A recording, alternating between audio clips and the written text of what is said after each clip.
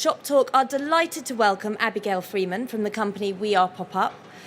You're going to be introduced to some inspirational pop-ups, and Abigail will highlight the areas you should get into. So please welcome Abigail Freeman. So as Calypso mentioned, I'm from We Are Pop-Up. We are a relatively new company. We started just over 18 months ago, and we've built an online platform or a website that matches short-term empty retail space with people that have interesting, creative, exciting ideas for shops and projects that they want to bring to the high street. We've got over 3,000 projects listed with us now, people actively looking for short-term space, and we have new spaces listing with us every day, and what we do is essentially the dating in between, the matching.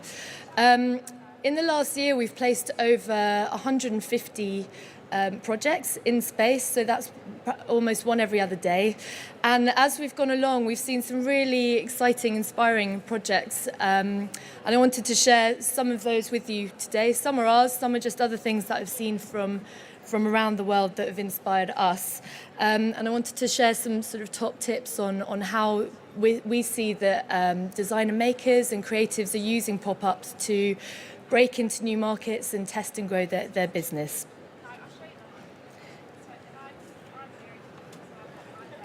So one of the first things people come to us with when they're thinking about pop-up is the location. And, that's fair enough. We're a company that helps you to find a location. And the first thing people say is that they want massive amounts of footfall. I just thought I'd share this example with you because you can't get a much better location than this. This is, I don't know if you can tell from the photo, this is in Grand Central Station in New York. It's a life-size dollhouse that was a pop-up run by the homewares company Target in the States. So you could actually go in and around and walk around each of the rooms within Grand Central Station. So it's a wonderful example of a pop-up and an incredibly prime location. So if you're lucky enough to work with a company that has this kind of budget, then I would say great, go for a prime location, and good luck. But I imagine that many of you in the room won't have this kind of budget. So what I would say about location is think instead about your demographic and your customer. And yes, footfall's important, but what you really need is the right kind of footfall for your company. So it's no good being based in the city if really your prime market is mums. That's a very basic example, but just really think carefully about the location and select one that's right for you. And you don't need bags of space. You don't need this kind of prime location with that amount of space to make an impact. This was a pop-up that we saw in São Paulo by the Gourmet Tea Company. You can see in the top left there that as you walk past in the morning before they've opened up, it just looks like some street art, and that fit in really well with the location in São Paulo. It's known for a lot of that vibrant street art that they have there.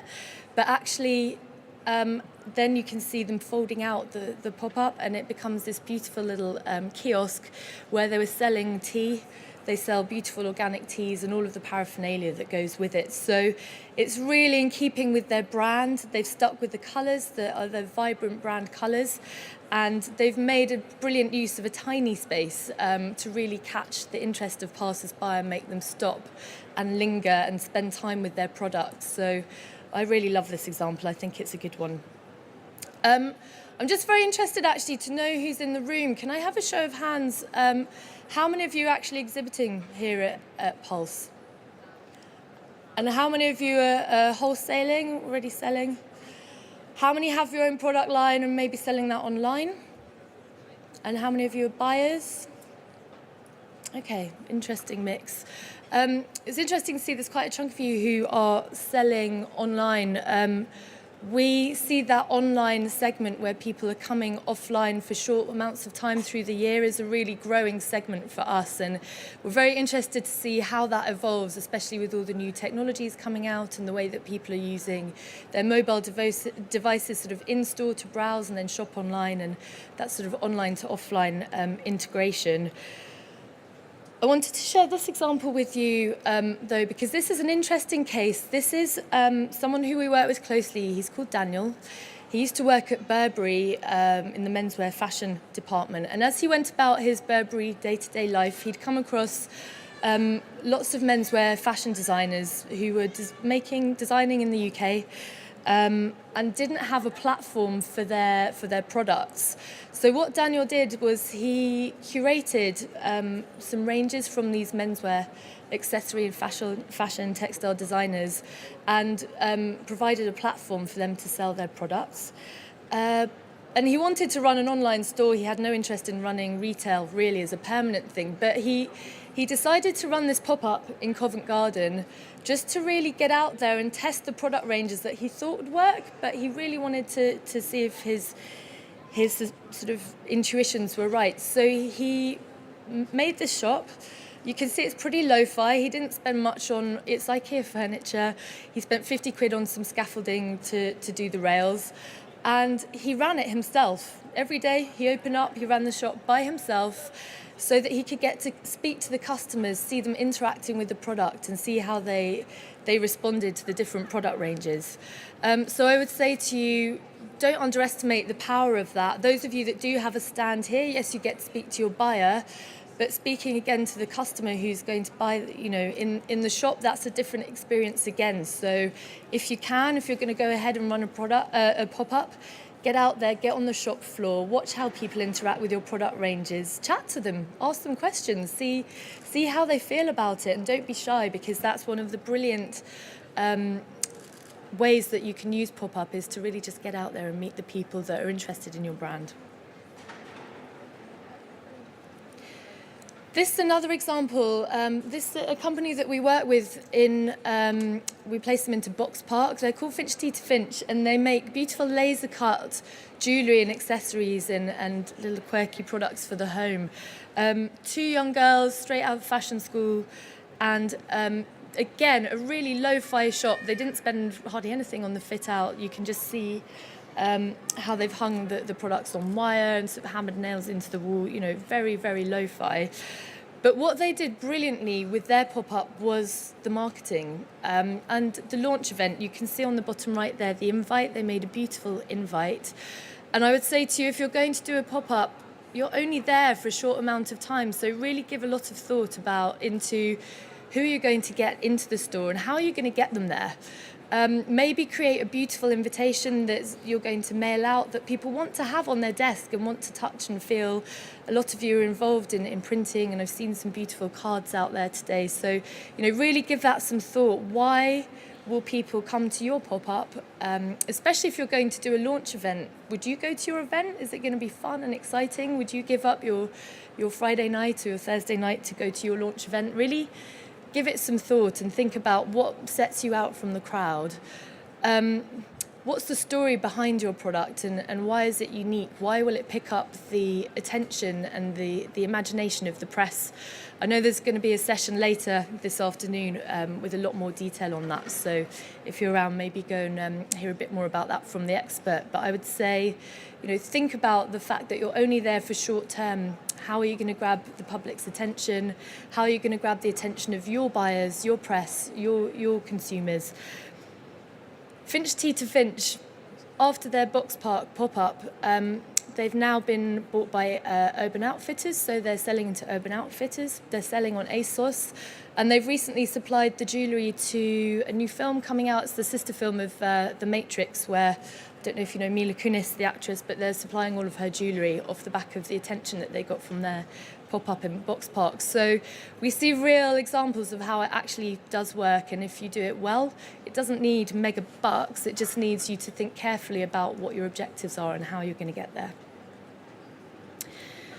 Another thing that I wanted to say, I guess one of our top tips that as a company, we're a startup, we're sort of tight on resources some of the time, and we find that collaborating is just a brilliant way for us to tap into other people's creativity and skills and imagination.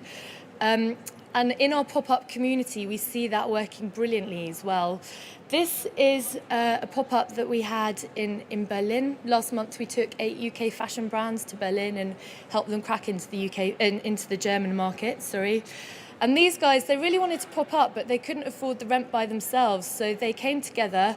And what you can see there is on one side, you see all the black and white products. That's one brand called Colorblind, who does screen printed and hand printed black and white products. And on the other side, you can see it's a completely different company called Jan Lillesvan, and he screen prints his own products as well. But they came together and decided to collaborate and share this space so that they could tap into each other's social media networks. They could share staffing the shop. They didn't both have to be there all the time, which saves some costs. And it created this really quirky story that actually gained quite a bit of interest. So I would say, think carefully about collaborating. Think about brands or other people with similar or completely different complementary products that you might want to work with, and maybe approach them and bring them on board for a project. There are loads of tools out there now, hundreds of digital tools that you can use to do this really well. And I can chat to you about this sort of offline, but a few that we use as a company that we love include things like MailChimp for getting together your database and managing that well. Ticketing websites like Eventbrite or Biletto and other ticketing websites like that just make it super easy for you to manage tickets to your launch event or whatever it be. And then other collaboration tools and networks like we use one called the Back Scratchers, where you can tap into networks of creatives if you need an illustrator or a graphic designer or someone to help you with your advertising. These really help you collaborate with other creatives out there with pretty much no barriers to entry and very low costs. So don't be afraid of collaboration. It's actually we find that it's great. This is one that I just thought was really fun, very silly, but that's part of the point. If your brand is playful and fun, then go with it and just really sort of enhance that aspect of your brand. This is in Shoreditch at the moment. Where else?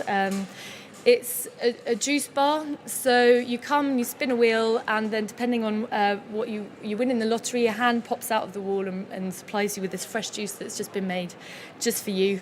And it's very quirky, very silly, very fun. Pretty lo-fi again, very budget. But what they're doing really well is they've got a fun website that looks a lot like this as well, and they're really working through the sort of social media, through Twitter and Facebook, and with their sort of real-world shop to generate a lot of interest. And so I would say, don't be afraid of being fun and quirky. If you're only there for a short time, then just use that to attract people's attention. And also think about all the social media tools that are out there at your disposal. If you're already active on Twitter and Facebook, then great, go with that. Or select the ones that are right for you, but don't forget about those. Then finally, this is another pop-up that we work with, again in Box Park. I think that what we see, this year we've seen a pop-up, Europe's first Bitcoin pop-up. We see 3D printing, we see a lot of digital and, really futuristic stuff, and things that are very, very heavily technology-based, which are amazing and incredible and inspiring in their own way.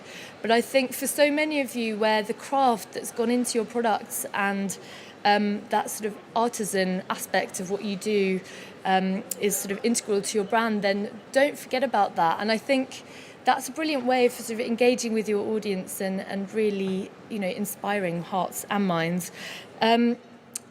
This pop-up, it was by a design studio called We Are Laura. It was a portfolio piece, really. So they did a 2-week pop-up where they came and they met with sort of general public. They did workshops. So it was a real good way for people to participate in their brand. And then at the end of the 2 weeks, they closed the store for 24 hours. It was like a shop for most of the 2 weeks. They closed down the store and then reopened for the last day to reveal this beautiful sort of maritime seascape which took up the whole store. And it was made up of some of the pieces that they'd been creating with the workshops and with the guys that had been coming into their shop throughout the 2 weeks. So it was just quite a magical thing, and it was just very fun and engaging. And I think, again, what we see in sort of way things are heading is that people love a bit of experiential, they love to come to secret cinema or come and see a gig or come and have an experience that washes over them. But more and more we see that people, that's not enough for them. They actually want to come and they want to participate in co-creating their product or come and participate in your brand. So if that's something that you can see potential for in your brand, then don't ignore that, because that participatory element of a brand is really quite interesting and a really sort of exciting way to get people passionate about your brand, and then they'll go away and tell their friends about it. They'll be your raving fans, and they'll be the people who do a lot of your marketing for you. So those are all the examples really that I wanted to flag up. But I think for anyone thinking about running a pop-up, it's important to think about the very practical stuff. So think about your product range and your price points and your budget and your location and your marketing. But it's also important to think about the softer stuff that goes around the edges. Like, why would people come to your store instead of everything else that's out there online or on the high street? How do you sort of really capture their imaginations and win them over? So we find that pop-ups are a really interesting way to do something fun or different or quirky or innovative. And, I would encourage you to go with that and be very imaginative and inventive. Some of you have got a flyer here on your bench. Have a look. We've got new spaces listing every day. So if it's something that you're interested in, have a look at the spaces that are out there. And often the space will inspire a project that you maybe didn't know you had in you, because they're very quirky and very different, some of them. I'm going to stick around for a bit. So if you have any more questions, feel free to come and say hi. But otherwise, check us out and keep in touch and let us know how you get on. Thanks very much.